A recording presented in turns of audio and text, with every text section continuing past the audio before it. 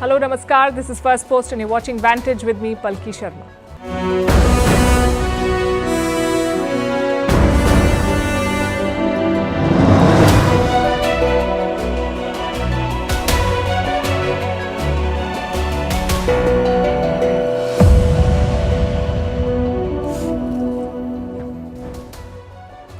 Tonight, we start with the Global South. Looks like everyone wants a piece of it. These countries have emerged as a powerful political entity in the 21st century. They can sway votes in the United Nations, their market size, and they're not scared of taking on the established powers. But the question is, who leads them? India has tried to take on that role to represent the Global South at international forums, but China doesn't want to be left behind. Xi Jinping is now wooing the Global South countries. We'll tell you why he's doing it. Also, what he's offering. In the Ukraine war, Europe is debating a controversial question. Should frozen Russian assets be used to arm Ukraine? If yes, what are the implications? In Pakistan, the parliament has convened after elections. And on cue, all hell broke loose. In West Asia, Israel is expanding its war. US officials fear that after Gaza, Lebanon could be next. Meanwhile, another AI startup is grabbing headlines in Europe. Can it challenge the might of open AI? In Chad, clashes have broken out, phone lines have been cut, and an opposition leader is dead. We'll tell you what triggered this violence. And finally, what's the deal with the leap day? Does February need an extra day every 4 years? We'll tell you what all sides are saying, but first, the headlines. Vladimir Putin warns of a real risk of a nuclear war if the West escalates the conflict in Ukraine. The Russian president says if any country dares to send troops to Kiev, they should be prepared for quote-unquote tragic consequences. Just days ago, French President Macron had refused to rule out sending troops to Ukraine.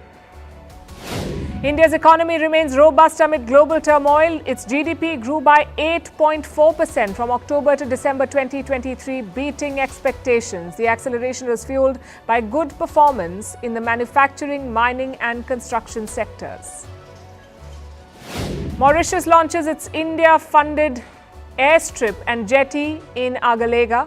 Prime Minister Modi joins his Mauritian counterpart virtually to inaugurate the projects. Mauritius is an important partner of India's Neighbourhood First policy. Recently, India launched its Unified Payment Interface or UPI services in Mauritius. Japan's Prime Minister vows to end fundraising parties. The decision came as Prime Minister Fumio Kishida faced an ethics committee over a kickback scandal. He's the first sitting Prime Minister to attend such a hearing. Kishida has been in office since October 2021. The corruption scandal has seen his approval rating dip to a record low. And Saudi football's governing body suspends Cristiano Ronaldo for one game. The punishment is over a gesture the footballer made on the pitch last weekend. The Portuguese superstar has also been fined $8,000. The decision cannot be appealed.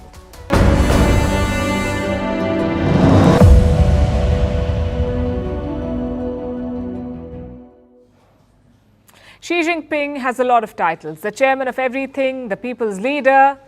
There's even Xi Dada, which basically means Uncle Xi or Big Xi in Chinese. But he's not done with this. He's now chasing a new title for himself, the champion of the Global South. That's how India has been positioning itself, but now Xi Jinping wants the title and he's being quite brazen about it. Xi has a visitor, the leader of Sierra Leone. He's in Beijing. And Xi Jinping rarely meets any foreign dignitaries, but this time he's made an exception. The Chinese president met with this leader and gave an assurance. China will work with African countries to strengthen mutual support and friendly cooperation, jointly tackle risks and challenges, further integrate the development of China, Africa, and the world.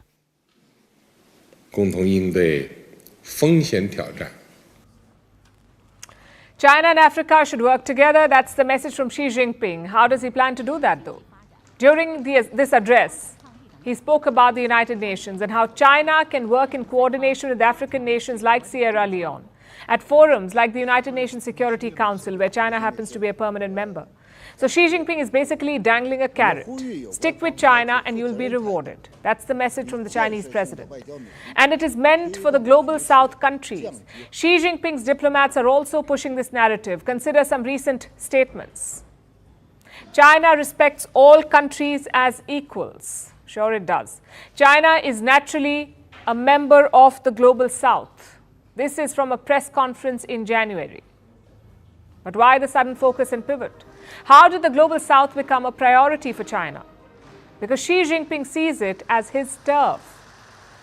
And his messaging is not just about cooperation, it also includes criticism of Western institutions. 不搞意识形态对立。 Ideological confrontation, geopolitical rivalry, and bloc politics are not a choice for us. What we stand against are unilateral sanctions, economic coercion, and decoupling and supply chain disruption. 也反对脱钩断链。 It's a carefully crafted pitch, also carefully copied, a pleasurized pitch, if you will. India raised these issues much before China paid any attention to them. Last year, India organized 2 summits for the Global South. It highlighted the growing inequalities and the need to reform the multilateral system. At the G20, India pushed for the induction of the African Union, giving an important bloc representation and a seat at the global high table. So India is a clear champion for the Global South. Now China wants to gate crash because the messaging is effective. And while China's pitch may sound similar to India's, the execution is remarkably different, not to mention the end goals. India wants to reform existing institutions, improve the representation of the Global South countries at multilateral forums. China, on the other hand, seeks a completely new system, a system that Beijing can control. For every established institution in the West or Western-led institution, China is pitching an alternative system. For the United Nations, Beijing has the SCO, the Shanghai Cooperation Organization. For the World Bank, it has the Belt and Road. To replace the World Trade Organization or WTO, China advocates the RCEP, the Regional Comprehensive Economic Partnership. All these groups have many member countries. The SCO, the BRI, the RCEP, they have many members. But China has a special status within them, sort of like a super vote. There is concentration of power in the hands of one player, and while Western-led institutions are in urgent need of reform, they're hardly perfect. This Chinese alternative is not the answer to them. The Global South realizes this. A China-led world order will be fraught with risks. And that's the end goal of Xi Jinping's new campaign. His pitch for the Global South is basically his pitch for more power for himself and for China. And the world, both the Global North and the Global South, should be wary of it.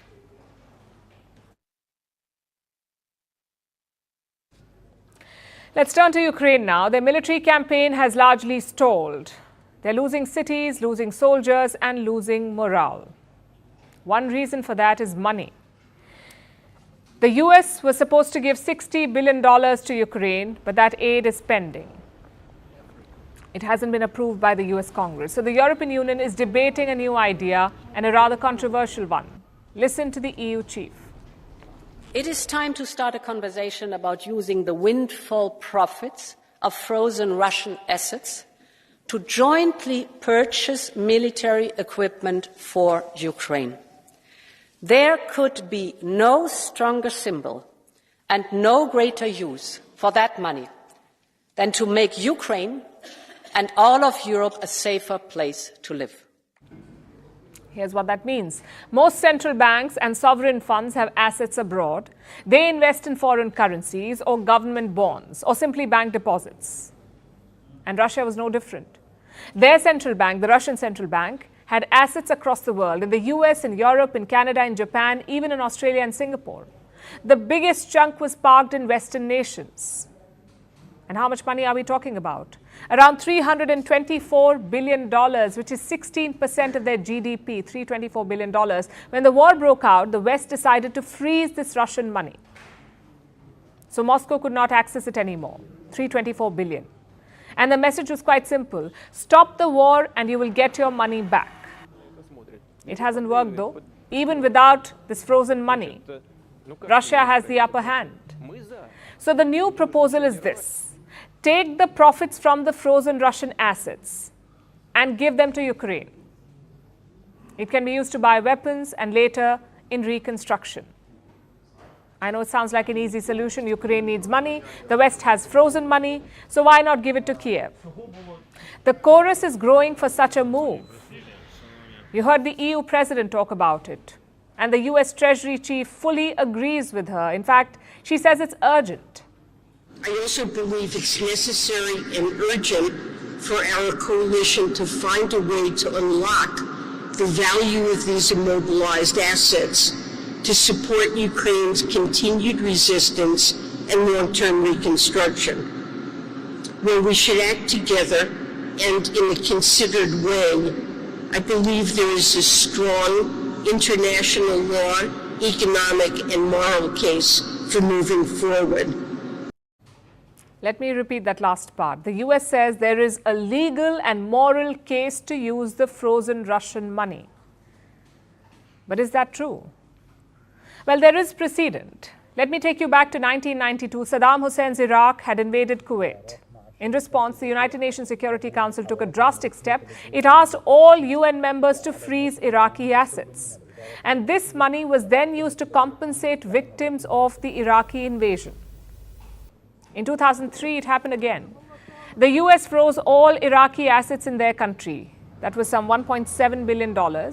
Iraqi money in America, it was frozen. So countries have done it before. But the circumstances were different.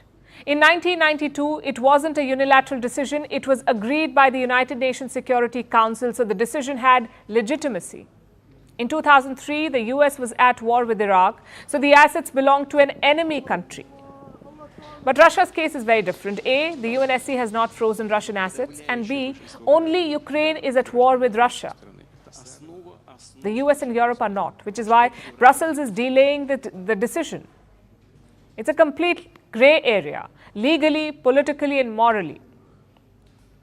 Let's look at all these three aspects, in fact. If the West uses the frozen Russian money, Russia will challenge it legally. It could take years to settle those cases, not to mention it will spook investors. Imagine you're running a central bank or sovereign fund, maybe in West Asia or Africa. You see Brussels freeze and take away Russian assets. What's your reaction? Mostly fear. If it's Russia today, it could be you tomorrow. And that fear could keep investors away. It will shake confidence in Europe. The second problem is the politics. Not every European country wants to use Russian money. France, for example, they say that there is no legal basis for this. We don't have a legal basis to seize the Russian assets. And we should never act if we don't obey by the international law and by the rule of law. Because what is at the core of the European countries, at the core of the European construction. Plus, there could be blowback. If the West seizes Russian assets, Russia will respond in kind. It can seize the Russian businesses of Western firms. A tit-for-tat move. And finally, there is the moral question. This frozen money does not belong to Vladimir Putin. It's not his personal wealth. It belongs to the people of Russia. People who may or may not agree with Russia's war. Why are they being punished by the West? Why is their money being taken away? No answers. The West keeps talking about the rule of law, about a rules-based order, but the same West is eager to walk on this legal grey area. It's hypocrisy of the highest order. Just think about all the countries invaded and ravaged by the West. How much have they paid them? Absolutely nothing. So it's not about principles or justice. It's about vindictive and selective politics. Let's see if Europe goes ahead with it.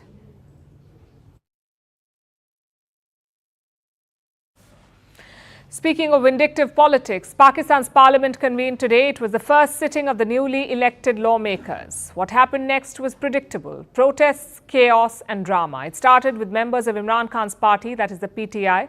They entered the assembly hall with placards and posters. And they read, "Release Imran Khan." Then came Nawaz Sharif. He was returning to parliament after 7 years, but it was a comeback worth forgetting.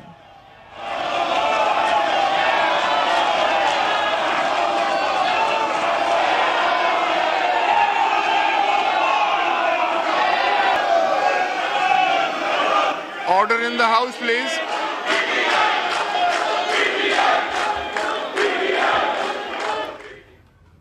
The sloganeering was non-stop. PTI lawmakers chanted, "Vote Chor," meaning vote thief. Of course, the Sharif camp had to respond, so they shouted, "Ghadi Chor," meaning watch thief. Now, for those wondering, that's one of the cases against Imran Khan, that he siphoned off luxury watches. And Imran Khan himself is in jail, but his presence loomed over the Parliament building, in fact, inside it too, because some PTI lawmakers turned up wearing Imran Khan masks, quite good ones too. All this chaos delayed the Parliament session. It began almost 1 hour late. The first order of business was the swearing-in. Around 302 lawmakers took the oath, including Nawaz Sharif, his brother Shehbaz, and Asif Ali Zardari, also Bilawal Bhutto Zardari. So all the key players have taken oath. What happens next? More elections. These lawmakers will elect Pakistan's new office bearers, the Speaker, the Deputy Speaker, and of course the Prime Minister. That vote is expected over the weekend. All bets are on Shehbaz Sharif. He is the joint candidate of the Sharifs and the Bhuttos. But don't write the PTI off. We did that during the general election. We saw how that played out.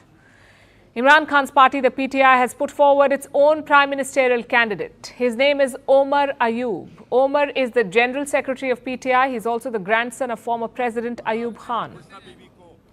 So that's where things stand. But getting here was not easy. In Pakistan, the president has to call the parliament to session. But President Arif Alvi refused to do that. He's a close aide of Imran Khan. So President Alvi said he won't call the parliament session. Now, this presented a constitutional crisis because there's a deadline to convene the first session of parliament.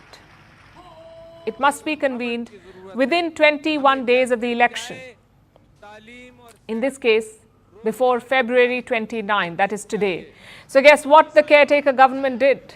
They got the Parliament Secretariat to call the session. It was only this morning that President Alvi relented. It sums up Pakistan's problem. Their political process has been completely stalled. Forget policies. No one can agree on who won the election. How will Pakistan navigate its financial crisis like this? Islamabad is counting on outside support, outside help, and China is giving them a post-election gift, it seems. Pakistan was due to repay a $2 billion loan next month, in the month of March, but Beijing has rolled it over. Basically, they don't have to repay now, they can repay next year. And it's not just China. The United States is also backing Pakistan's new government. They want Islamabad to approach the IMF again. Pakistan's new government must immediately prioritize the economic situation because the policies over the next several months will be crucial to maintaining economic stability for Pakistanis. And we urge Pakistan to continue working with the IMF and other international financial institutions towards macroeconomic reforms. That seems to be the plan. Nawaz Sharif says fixing the economy will be the top priority. There is also talk of another IMF bailout. Imran Khan is opposing it, though. He has written a letter to the IMF chief. And what does it say? It says that Pakistan's election results should be audited. Only then should the loan be given. The IMF, the International Monetary Fund, has not reacted to the letter yet. But since the US does not mind, neither will the fund. That's how it works, it seems. Which brings us to Pakistan's economy. Will another IMF loan be enough for Pakistan? Not unless structural changes are made. Pakistan's mess is the result of mismanagement and corruption over many years. A prime example of that is the PIA, the Pakistan International Airlines. It used to be the flag carrier of the country, but this year it was put up for sale. Why? Because the losses kept mounting. In 2022, the PIA lost almost $300 million. Total losses since 2012, $7 billion. It's basically a sinking ship. So the crew is jumping overboard, like Mariam Raza. She was a crew member on board a PIA flight to Canada. She went from Pakistan to Canada, and once they landed there, she disappeared. She did not board the flight back home. Instead, she left a note. It said, "Thank you, PIA." And this is not a one-off case. Mariam is not alone. A number of Pakistani flight attendants have disappeared in Canada. Most of them land there, stay back, and seek asylum. Pakistan blames it on Canada's relaxed rules, but clearly that's not the only problem. Wages are low, the company's future is uncertain, and the country is stumbling from one loan to the next. Only a stable and reformist government can help Pakistan. And this is not that government.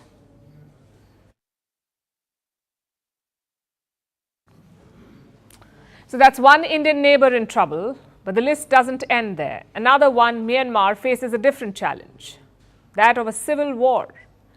Myanmar's ruling junta is fighting ethnic rebel groups, and they're not doing well.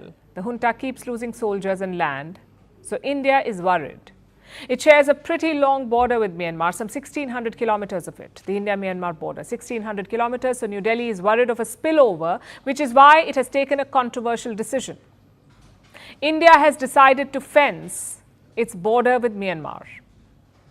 Myanmar के साथ हमारी सीमा जो खुली सीमा है, नरेंद्र मोदी सरकार ने निर्णय करा है कि भारत म्यांमार सीमा को हम बाढ़ से सुरक्षित करेंगे और पूरी सीमा पर बांग्लादेश की तर्ज पर बाढ़ लगाने का काम करेंगे। और म्यांमार के साथ हमारा फ्री आवाजाही का जो एग्रीमेंट है, ये एग्रीमेंट पर भी भारत सरकार पुनः विचार कर रही है। Just one problem though. Some Indian states are not on board. The Mizoram Assembly has passed a resolution against it. They want the centre to reconsider. They do not want a border fence. Nagaland is also against the proposal. They haven't passed a resolution yet, but the Deputy Chief Minister said it would be unacceptable. I guess the question is why. Here's what Mizoram's Home Minister says, and I'm quoting, "The British geographically divided the Zo ethnic people who have inhabited Mizoram and the Chin Hills of Myanmar for centuries together. We have been dreaming of reunification and cannot accept the India-Myanmar border imposed upon us." So that's the issue. Border communities in India have families on the other side. They like being able to visit each other, and this is guaranteed under the current system. The system is called the FMR, the Free Movement Regime, FMR. And what does it say? Suppose you live near the India-Myanmar border. You can travel up to 16 kilometers inside the other country. From India to Myanmar and from Myanmar to India, 16 kilometers on either side. You can stay there for a limited time, and that too without a visa. Mizoram and Nagaland want to keep it that way. Two other northeastern states do not want it. That's Manipur and Arunachal Pradesh. They want the border to be fenced. Again, let's look at why. Problem number one is the civil war. It has forced thousands of Myanmar nationals to flee. Since 2021, around 31,000 people from Myanmar have arrived in India. Out of this, 5,000 arrived after the recent clashes in the last few months. Manipur is especially not happy with this. The state of Manipur has been gripped by ethnic violence since last year. Its chief minister says the free movement regime has not helped them. So he's got two demands. One, fence the border, and two, cancel or modify the free movement regime. And you can understand why. The situation in Manipur is already sensitive. The last thing you want is outside influence, like Myanmar groups using the free movement regime to enter Manipur, or rebel weapons being sneaked into the state. Now, problem number two, drug smuggling. Myanmar is the largest opium poppy producer. It's a hub for drugs like heroin and meth. A lot of it is now coming to India. Last week, a major drug ring was busted in Mizoram. Drugs worth 3 crore rupees were seized. 6 peddlers were also held. Among them, 4 were from Myanmar. In fact, Mizoram seems to be the new focus because smugglers used to take the Manipur route, but the violence has forced them to look for alternatives, and they've settled on Mizoram. And data supports this. In 2023, Mizoram arrested 385 people for smuggling drugs. 55 of them were from Myanmar. So clearly there is a problem, and chances are it will get worse, because the civil war is not de-escalating. Yes, the junta has suffered some losses, but they're not giving up. In the east, they have put 2 cities under martial law. All powers have been granted to soldiers. The idea is to stamp out any dissent, to nip any rebellion in the bud. So India is right to prepare for the chaos in Myanmar. The only question is, how do they do it? Because a porous border is risky during times of conflict. If the civil war escalates, things may spiral out of control. At the same time, ethnic ties are important. They're a key aspect of relations between India and Myanmar. They're also necessary for internal peace. It's definitely a tough balance. So striking it requires engagement and cooperation.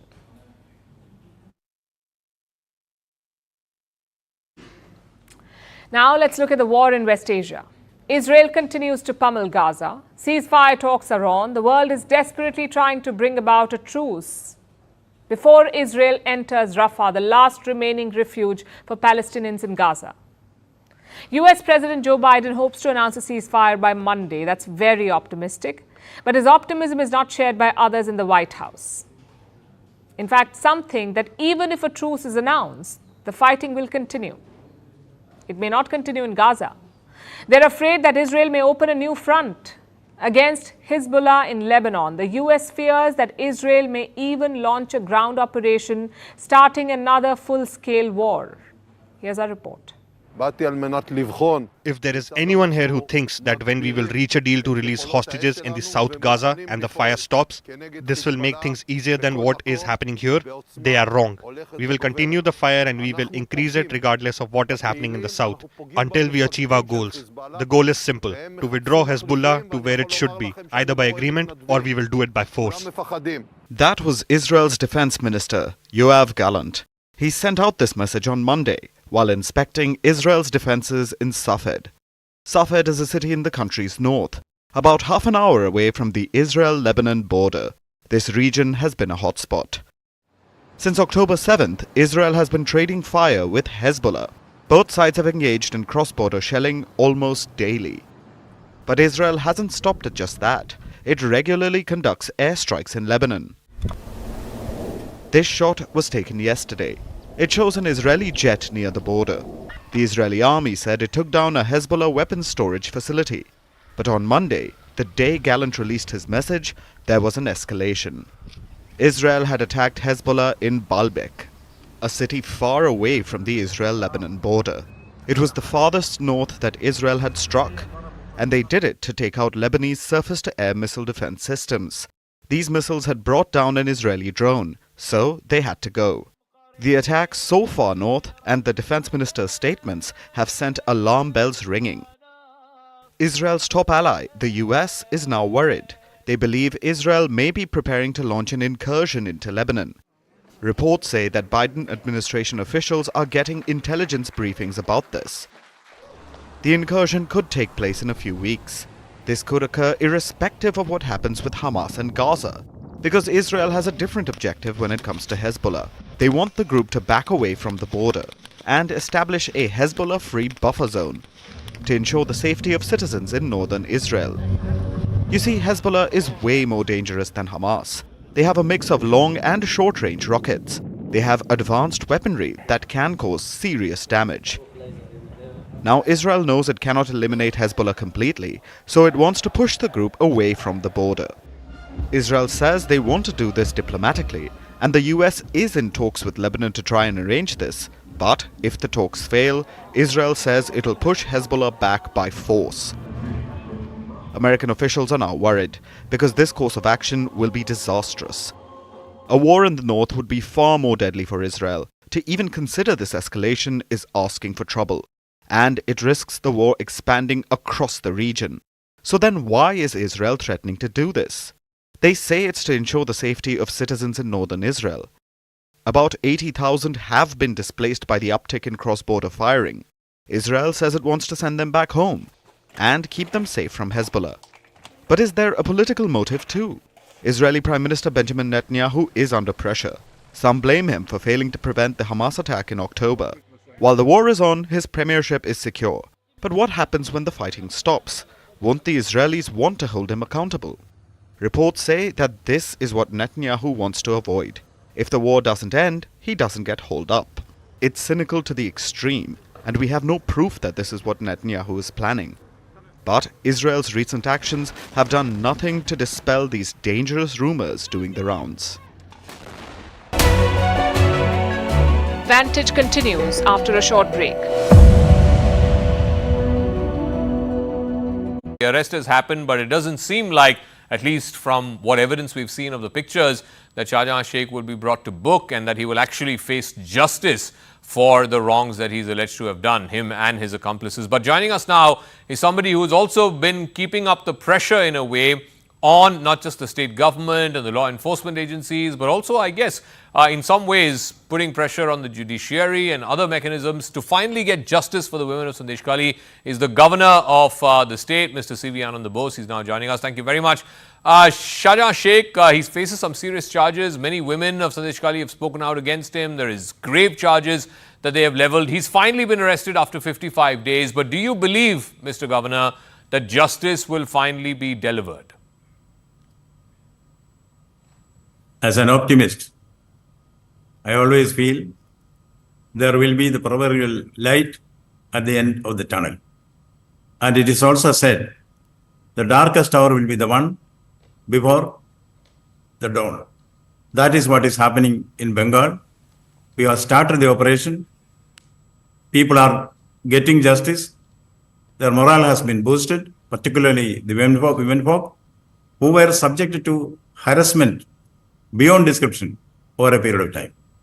I went there personally, talked to them, understood their feelings and sentiments, and decided to stand by them solidly, firmly. Now, you see, they have discussed.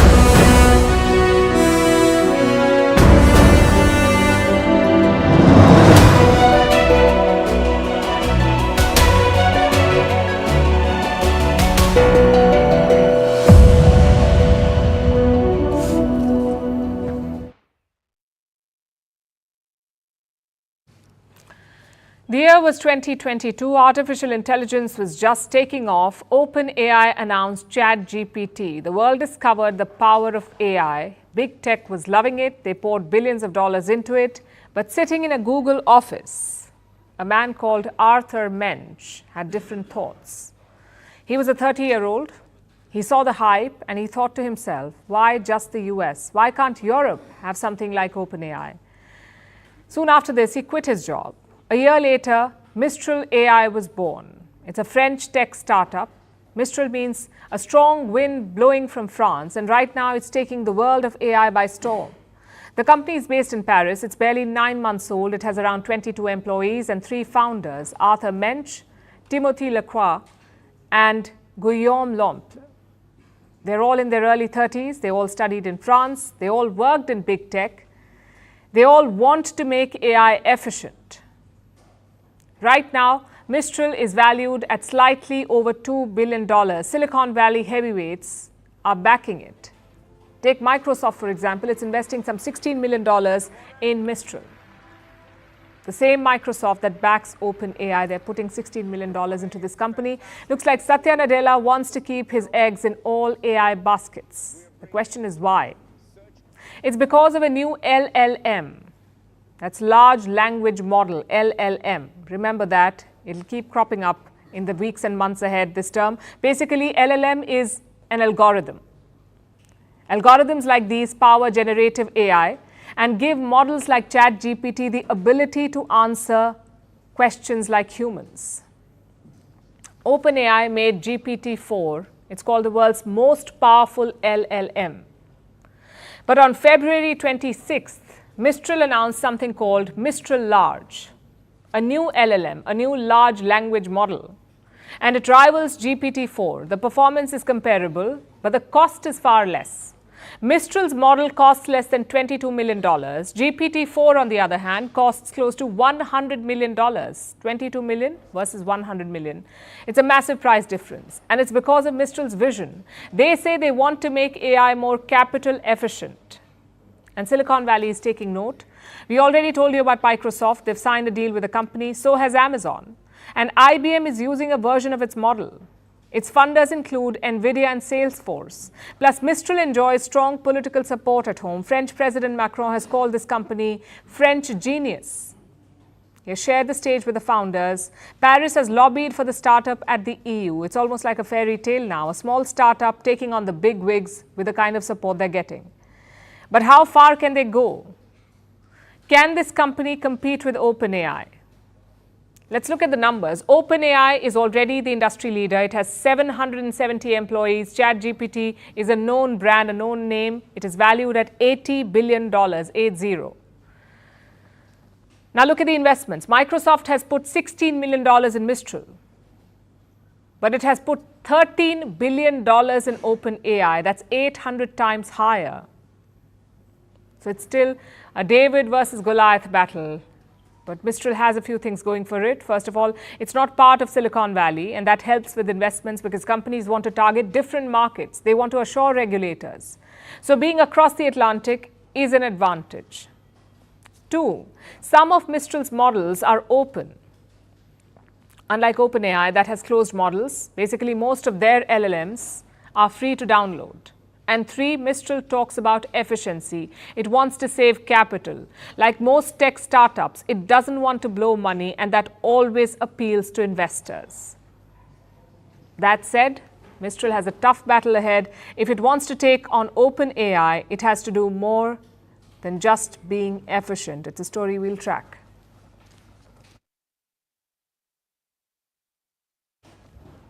Our next story is for anyone who is on the road frequently and often forgets to charge their phone. Imagine you're at the airport.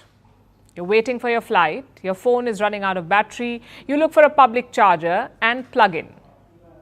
It can be a lifesaver. In many cases, you don't even need a charger of your own. These charging ports come with cables. You don't need a cable of your own. So you can easily juice up your phone.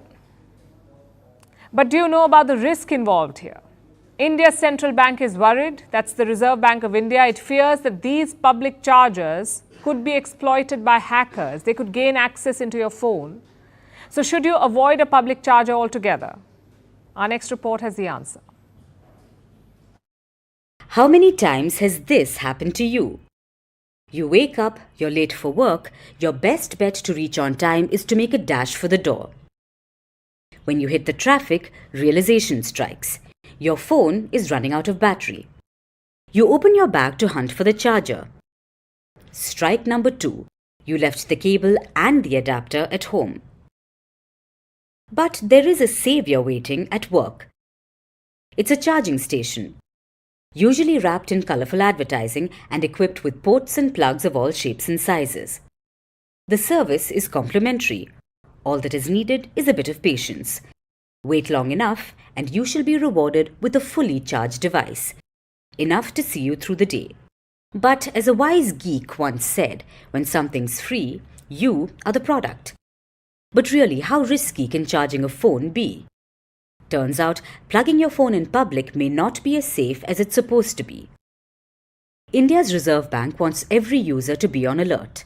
They think if a public charger is compromised, hackers could easily hijack your phone, gain access to crucial information, and cause significant damage. The threat is called juice jacking. It's not a new concern. Back in 2011, 2 men decided to put a spotlight on the risks. Brian Marcus and Robert Rowley. To make their point, they chose a cybersecurity conference, the DEF CON. Marcus and Rowley built a charging kiosk. They installed it at the venue. The rules were the same. If you needed a charge, just approach the kiosk and plug in. Over 360 individuals had dying devices. They approached the kiosk to charge. But when they plugged in, they were greeted with a warning. Don't trust random charging stations. Since then, even the FBI has asked users to be cautious. In 2023, they gave this advice: avoid using free charging stations at airports, hotels, shopping centers, or anywhere else. Plugging an unknown cable can infect your device. Hackers may be able to install malware which can easily be used to steal your data or worse, snoop on you. So what are the alternatives? The best bet is to carry your own charger. Not just the cable but the adapter too. Using an electrical outlet is much safer than plugging an unknown cable. If you run out of battery frequently, just invest in a power bank. Public charging is convenient, and for a world where being connected is a necessity, it's perhaps indispensable. But if the system is compromised, it's far better to deal with a phone that's out of charge rather than giving a hacker the chance to steal your data.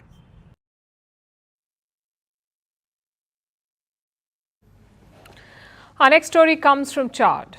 It's a country in Central Africa, another former French colony, another country run by a military junta. Well, that was supposed to change soon. But now there are disturbing reports coming out of Chad. There was an attack in the capital, N'Djamena. It took place yesterday. The army was called in, and now an opposition leader is dead. Chad's internet has been cut. News is trickling out slowly, but here's what we know so far. The dead opposition leader is Yaya Dillo Djeru. He was the leader of the Socialist Party Without Borders. It's an opposition party. It's a party aligned against the current junta leader. His name is Mohamed Deby. Now, Dillo and Deby were cousins and rivals.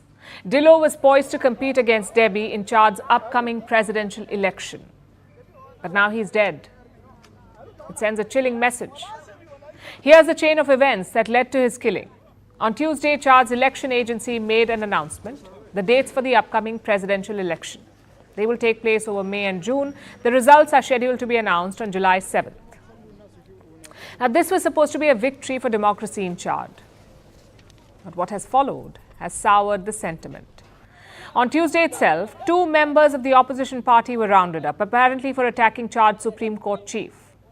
The junta says they went to arrest the attackers, but they're ending up killing people. Like Abakar Torabi. He belonged to the opposition party. He was killed during his arrest. His body was reportedly taken to Chad security headquarters. Opposition leaders say they went to retrieve the body, and they went with Torabi's family. But the junta has a different story. They say that the security headquarters was attacked, apparently an overnight assault by the opposition party, and the junta claim that they shot the attackers in self-defense. The opposition, of course, denies this. Either way, several people were dead by Wednesday morning, and Chad's military forces had taken over the capital. The next step was retaliation. The troops apparently surrounded the opposition party offices, and the party leader, Yaya Dillo Djeru, was inside. He put out this Facebook post. He said that the party was under siege. That's the last we heard from him. Today, an announcement came that Dillo had been killed. That's one less rival for junta leader Mohamed Deby. Now, this story may have you feeling uneasy, but it's hardly the worst of it. The situation in Chad has seemed off for years. Deby is a second-generation coup leader. His father, Idris Deby, successfully led a coup in 1990. He went on to rule till 2021, winning one dubious election after the other and staying in power for 31 years. The senior Deby died in 2021. He was shot while commanding Chad's armed forces against rebels. He succumbed to his gunshot injuries. That's when his scion took over, Mohamed Deby. There was a coup. The National Assembly was dissolved. Deby Jr. was proclaimed the transitional president of Chad, 2021, transitional president, and he has ruled ever since. He's made a few U-turns during this tenure. He keeps delaying the transition to civilian rule. First, it was supposed to be 18 months, then another 2 years, and now who knows, perhaps longer. His term was due to conclude by October 10th this year. He also said he won't stand for the presidency, but then he pushed a new constitution in December. It said Deby Jr. can now become president. That's what the new constitution says. He's not officially declared his candidacy yet. He had rivals like Dillo, but now that rival is dead. All of this reeks of authoritarianism and tyranny, things that the West is supposed to be standing against. So why don't we hear the United Nations or the European Union condemning Chad? Is it because Deby is close to the French? Unlike the other juntas in the region, Chad is firmly in the Western fold. Deby Sr. had partnered with the French, and Deby Jr. has also remained close to the old colonizers. So far, this seems to have given him a free pass, but will the West ignore these latest reports as well? If their usual hypocrisy is anything to go by, we likely won't hear a peep out of the hallowed halls of Western democracy.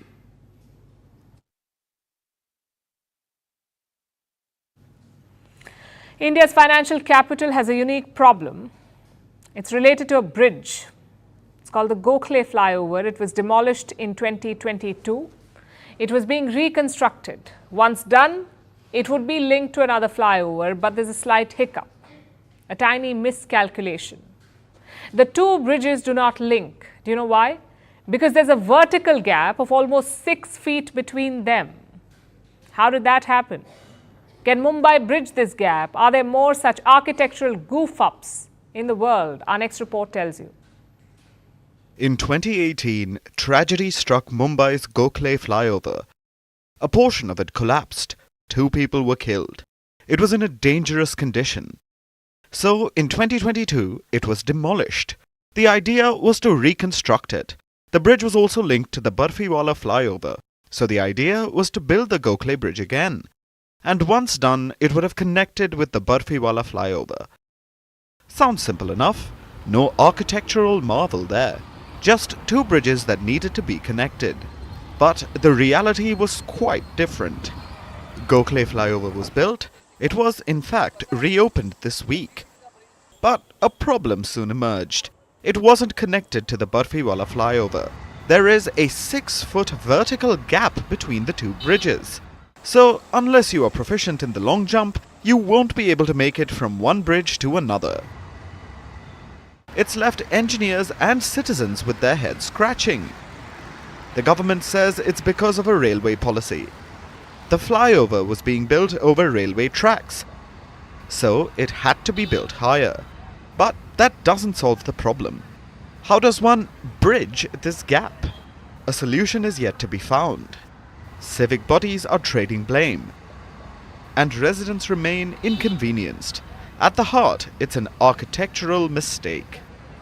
But it's far from being an isolated case. There have been many such mistakes in the world. Take the Tacoma Narrows Bridge in Washington. It opened in 1940. It was once the world's 3rd longest suspension bridge, but there was one big problem. The 200-meter-long bridge oscillated when it was too windy. It closed 4 months later after a big collapse. Then there's this high-rise apartment building in Spain. It has 47 floors. At one point, it was the highest apartment building in Europe. But if you wanted to reach the top floor, you had to get ready for the hike. Because until some time ago, the apartment did not have an elevator above 27 floors. So there was no way to get to the top floors without walking. And of course, there's the Leaning Tower of Pisa. It's among the wonders of the world. But the tower wasn't built to lean. The area it is built on is made of clay. But the cathedral's architects did not seem to care. They made the tower with foundations only 3 meters deep on marshy land. So, with the uneven foundation and the soft soil, the tower started to lean. To compensate, engineers tried to tilt it in the opposite direction, but nothing worked. The tower is still leaning, and it is still standing even after 7 centuries. Looks like architectural goof-ups are not a phenomenon of this century. India's financial capital may be struggling with its new bridge, but if it takes a cue from history, it will know that it is not always easy to bridge the gap between the blueprint and reality.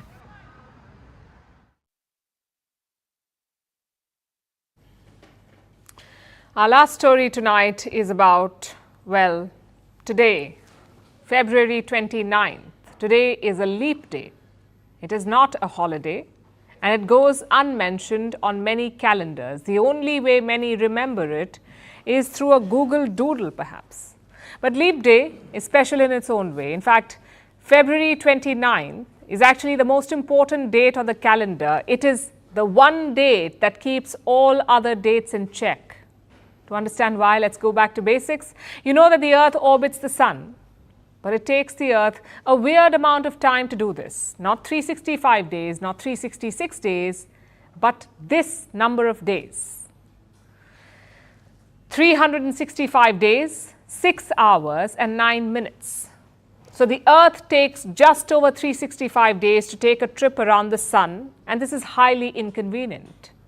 If we were to follow this, we would celebrate New Year at midnight one year, then 6 a.m. the next. Party planning would be a bigger hassle than it already is, and everything would fall out of sync. But what if we just stuck to 365 days? It's not like the time police will hound anyone.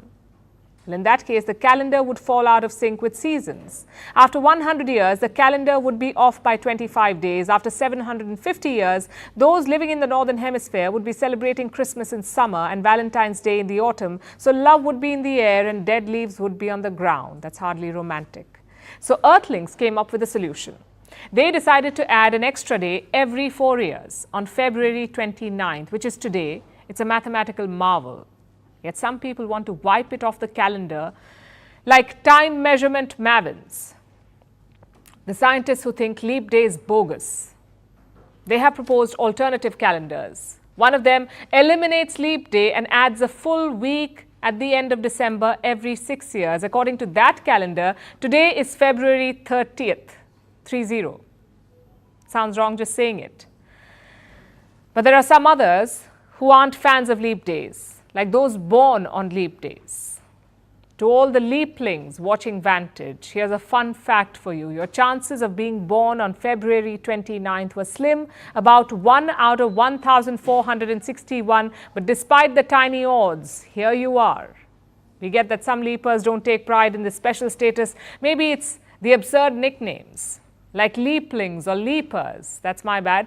Maybe it's the tired questions like, do you get presents once every 4 years?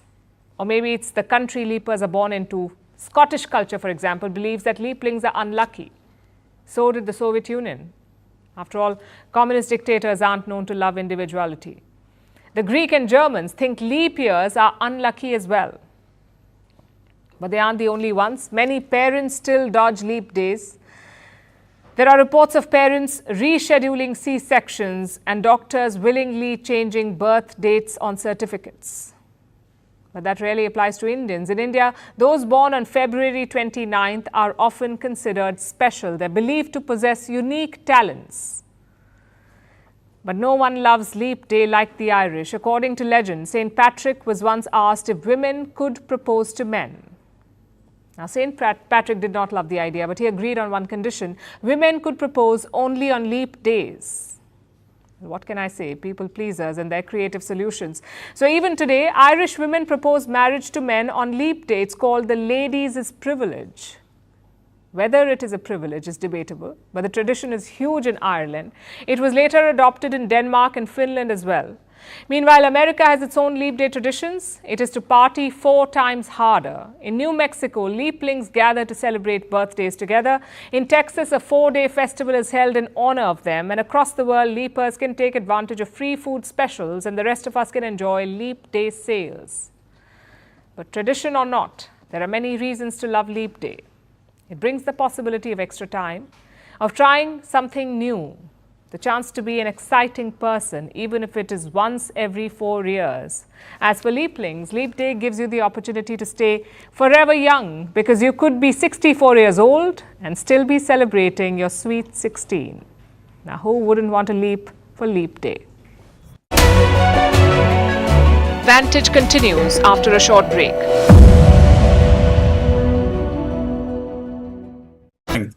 That is why they came, to defend themselves. That is the beauty of it. Arrest and all are peripheral according to me. That's very important.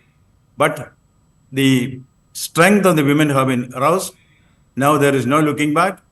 They know how to assert their rights. As governor, I will be with them. We will try together. Today, once the news about the arrest came, these sisters of mine, I call them sisters because they tried Raki around me. They called me enthusiastically from there. They wanted to come and meet me, only to express solidarity. I am with them. Law is with them. Constitution is with them. Civil society is with them. Yes, they will get justice. This is the beginning. This is also the beginning. I see before me a kind of transformation taking place in the rural areas of Bengal. This is the birth pangs of a new order and the death throes of an old one. I do want to ask you, the defense of the TMC is that A, the hands of the law enforcement agencies were tied because they believe there was a Calcutta High Court stay on taking action against this man, this Shah Jahan Sheikh. But there are also several cases pending against him since 2019, many of which are stuck in the legal process. So why blame the government? That's the contention by the TMC. How do you respond to that? Nothing can be kept under wraps for long.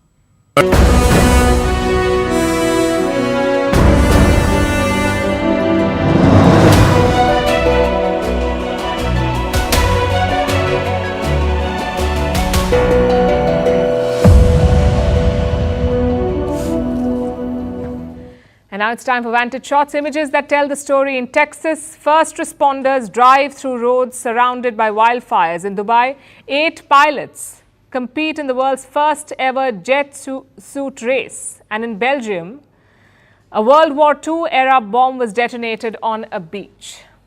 Also taking you back in history, on this day in 1996, the siege of Sarajevo came to an end. For 1,425 days, about 350,000 people were stuck in the Bosnian capital, cut off from the outside world. They were subjected to daily shellings and sniper attacks. We're leaving you on that note. Thanks for watching. We'll see you tomorrow.